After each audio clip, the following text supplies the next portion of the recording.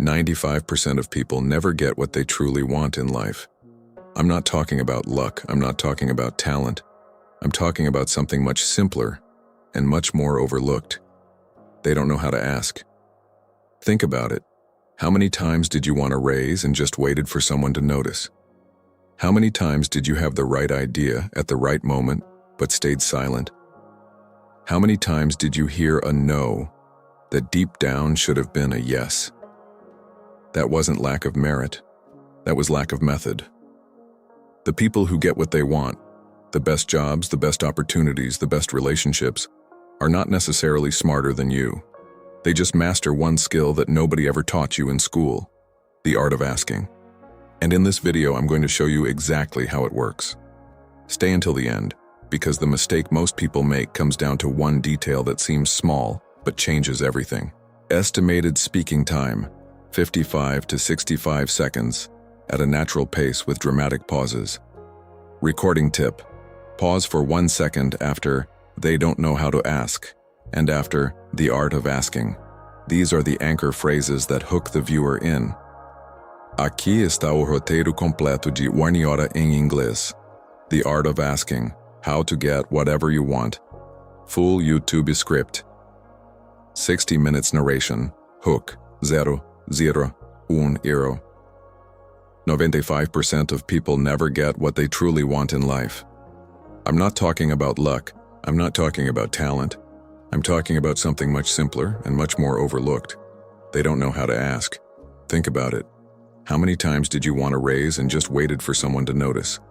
How many times did you have the right idea at the right moment, but stayed silent? How many times did you hear a no that deep down should have been a yes? That wasn't lack of merit. That was lack of method. The people who get what they want, the best jobs, the best opportunities, the best relationships, are not necessarily smarter than you. They just master one skill that nobody ever taught you in school, the art of asking. And in this video, I'm going to show you exactly how it works. Stay until the end, because the mistake most people make comes down to one detail that seems small, but changes everything. Intro: why this matters. 1 and 4 seers. Before we dive in, I want you to think about someone you know. Someone who always seems to get what they want. A promotion, a discount, a favor, help when they need it. You've probably thought, how do they do that? Are they just lucky? Do they know the right people? Here's the truth.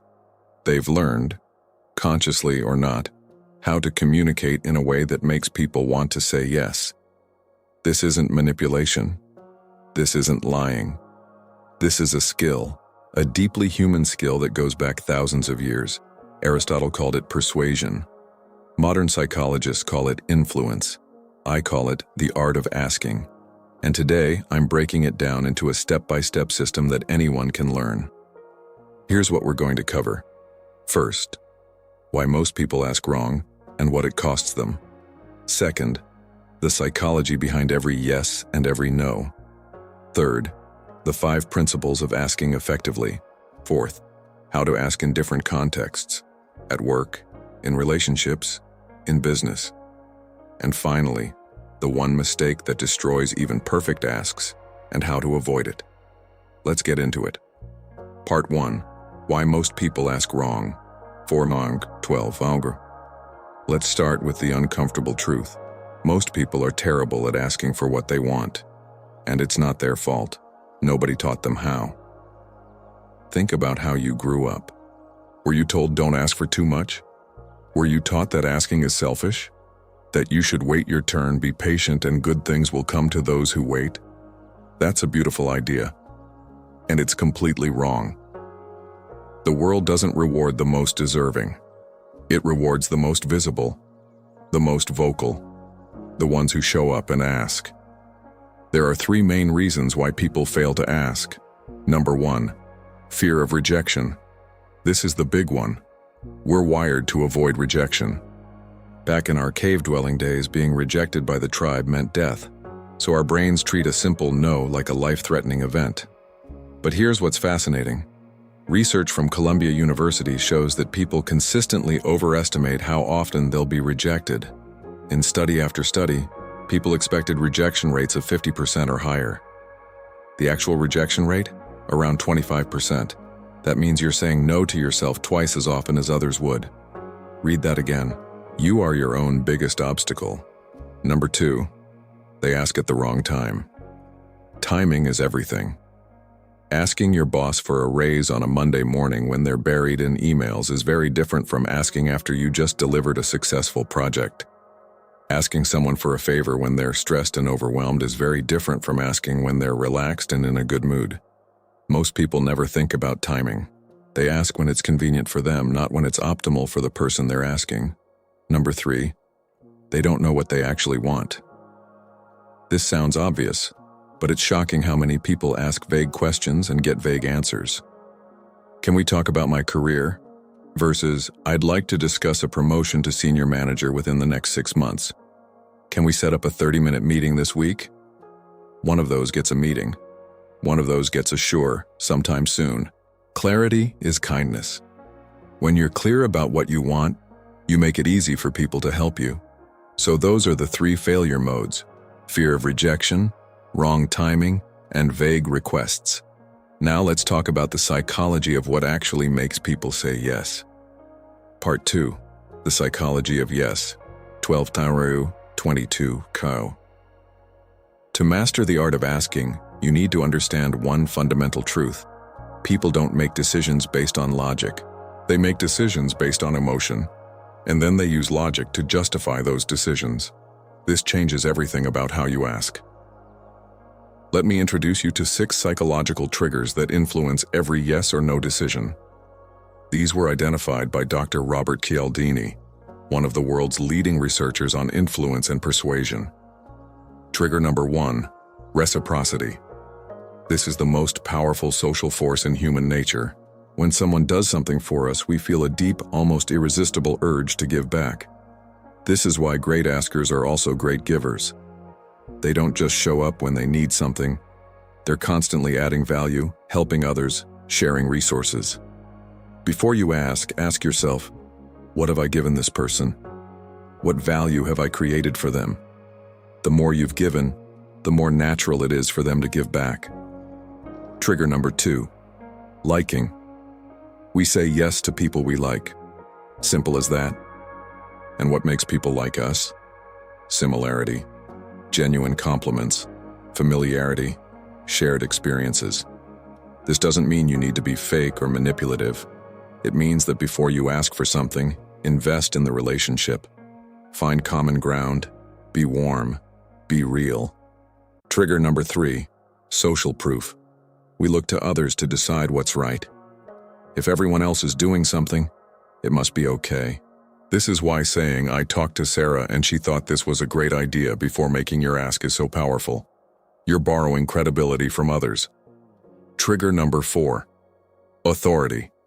We trust experts. We trust people with credentials. We trust people who seem to know what they're talking about.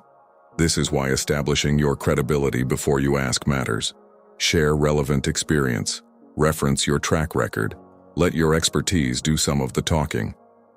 Trigger number 5, scarcity. We want what we can't easily have. Deadlines create action. Limited availability creates urgency. I have 2 spots left, or this offer is only available this week taps into a deep psychological trigger. Now, I want to be clear. I'm not teaching you to manufacture false scarcity. I'm teaching you to communicate real constraints clearly. If there is a deadline, say so. If there is limited availability, mention it. Trigger number 6, commitment and consistency. Once people say yes to a small thing, they're much more likely to say yes to a bigger thing. This is the foot in the door technique. Start small, get a small commitment, then build from there. If you want someone to invest in a big project, first get them to agree to a 15-minute conversation. If you want a major favor, first ask for a minor one. Now, knowing these 6 triggers is powerful, but knowing when and how to apply them is what separates amateurs from masters. Let's talk about the 5 principles of asking effectively. Part 3, the 5 principles of asking effectively, 22 and 35 sounds. These 5 principles are the core of the art of asking. Master these, and your success rate will transform. Principle number 1. Ask with clarity. Be specific. Be precise. Be unambiguous. Vague asks get vague results. Instead of, "Can you help me with my career?" say, "I'm looking to move into a product management role within the next year. Would you be willing to spend 20 minutes sharing your experience and any advice you might have?" Notice the difference. The second ask is specific about what you want, how much of their time you need, and what you're offering them, a chance to share their wisdom. Before any ask, write it down. Literally write the words you're going to say. Read it back.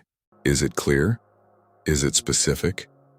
Does the person know exactly what you want and what you need from them? If the answer is anything but yes, rewrite it.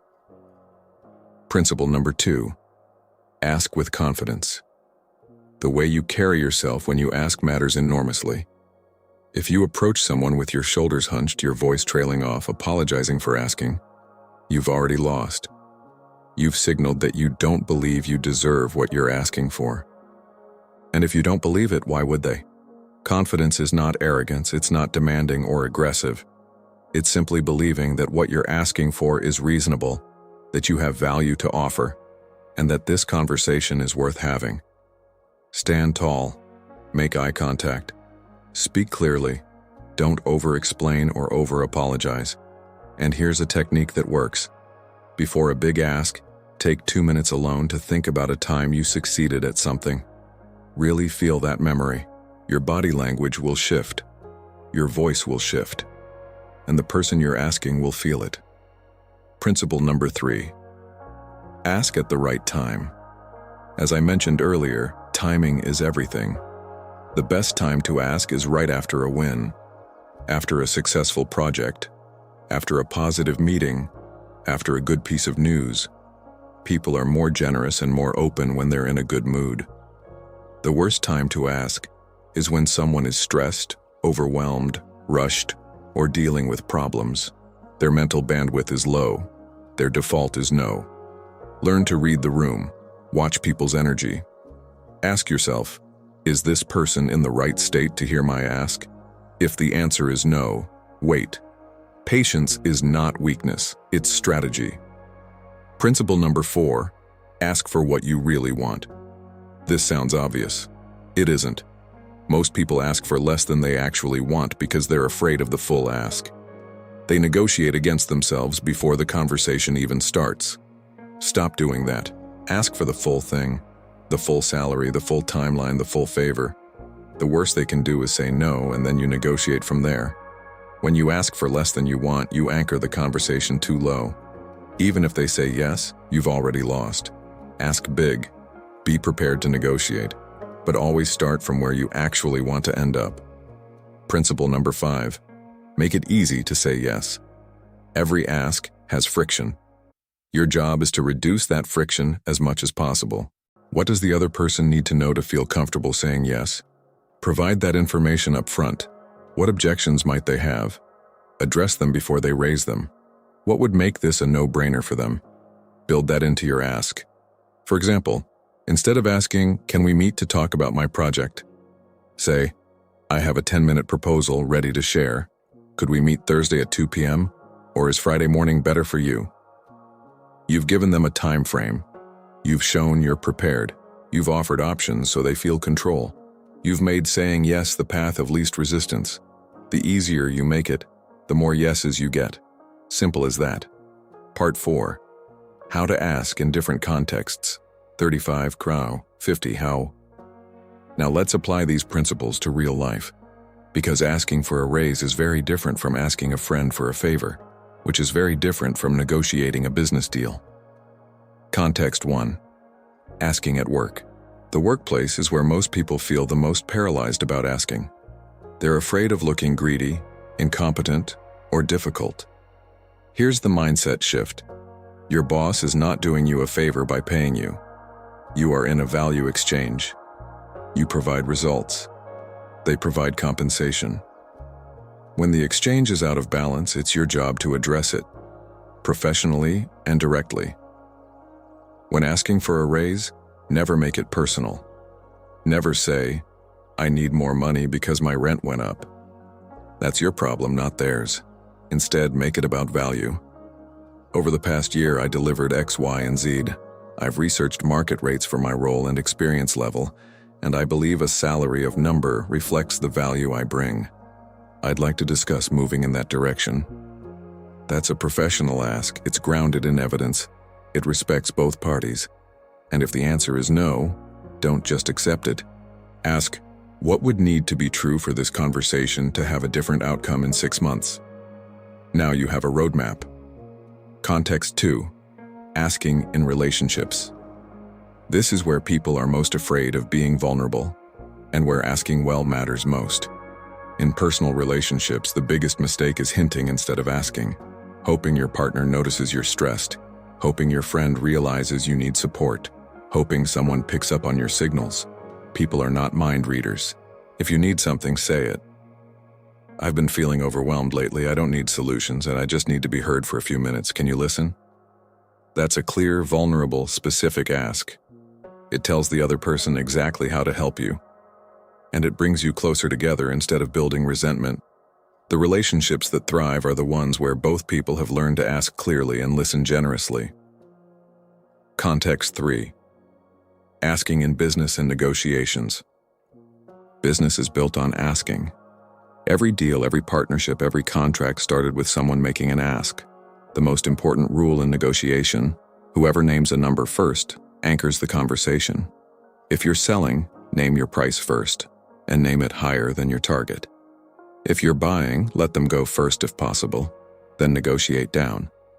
Always get the other side talking about their needs before you make your offer. The more you understand what they actually want, the better you can frame your ask as the solution to their problem. And never, never accept the first offer without at least one counter. Even if the first offer is reasonable, push back once. You'll almost always get something better.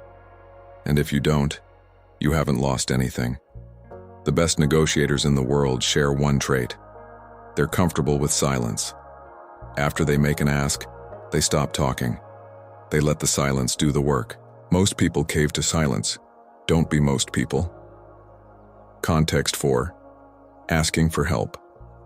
Many people struggle to ask for help because they see it as weakness. They'd rather struggle alone than admit they need support. This is backwards. Asking for help is a sign of intelligence. It shows self-awareness. It shows you know your limits. And it builds relationships. Because when you let someone help you, you give them the gift of feeling useful and valued. When asking for help, be specific about what you need. Give the person an easy out if they can't help. And always follow up with genuine gratitude. "I'm working on something challenging and I thought of you immediately because of your experience with X. Would you have 15 minutes this week to share your perspective? And if you're swamped, I completely understand." That ask respects their time, flatters them authentically, and removes pressure. It's almost impossible to say no to. Part 5. The one mistake that destroys. Even perfect asks. 50 queries, 56 wire. You can do everything right. The timing, the clarity, the confidence, the framing, and still fail. Because of one mistake that most people never even realize they're making. Following up wrong, or more accurately, not following up at all. Here's the reality. Most people, after a big ask, go silent. They wait. They hope. They check their phone every 5 minutes. And when they don't hear back, they assume the answer is no. They move on. They feel rejected. But here's what's actually happening most of the time. The person you asked got busy. Your message got buried. Life happened. It wasn't a no. It was just noise. The follow-up is where the deal gets done. 1 week after your ask, follow up. Not with just checking in. That's weak. Follow up with value. "Hey, I wanted to circle back on my request from last week. In the meantime, I came across this article I thought you might find useful. Still happy to connect if you have 15 minutes. You've stayed visible. You've added value. You've made it easy to respond. And if they still don't respond, follow up again 2 weeks later. And again after that. Studies show that most positive responses to cold outreach come after the third or fourth follow-up. Most people give up after one. Persistence, done respectfully and with value, is not annoying. It's professional. It's how the world works. The people who get what they want are not always the most talented. They're the most persistent, the most consistent, the ones who keep showing up. Don't let silence be your answer. Follow up. Conclusion. Bringing it all together, 56, Guang, 59 Guang. So let's bring it all together. The art of asking is not a trick. It's not manipulation. It's a skill. One that can be learned, practiced, and mastered by anyone willing to put in the work. We covered why most people ask wrong. Fear of rejection, bad timing, and vague requests. We explored the psychology behind yes. Reciprocity, liking, social proof, authority, scarcity, and consistency. We went through the 5 principles: clarity, confidence, timing, asking for what you really want, and making it easy to say yes. We applied those principles to work, relationships, business, and asking for help. And we talked about the one mistake that destroys even perfect asks: not following up. Now here's your challenge. This week, make one ask you've been putting off. One ask you've been afraid to make. One thing you've wanted, but haven't had the courage to ask for. Use everything you learned today. Be clear. Be confident. Pick the right moment. Ask for the full thing.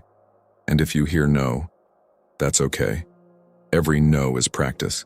Every no gets you closer to yes, because the only ask that definitely fails is the one you never make. Before you go, I want to hear from you. Drop in the comments. What's one ask you've been avoiding? What's something you want but haven't had the courage to ask for yet? Write it down, right now, in the comments. Because the first step to getting it is saying it out loud. If this video added value to your life, hit that like button. It helps more people find this content. Subscribe if you're new, because every week I bring you tools and frameworks to help you think clearer, communicate better, and build the life you actually want. I'll see you in the next one.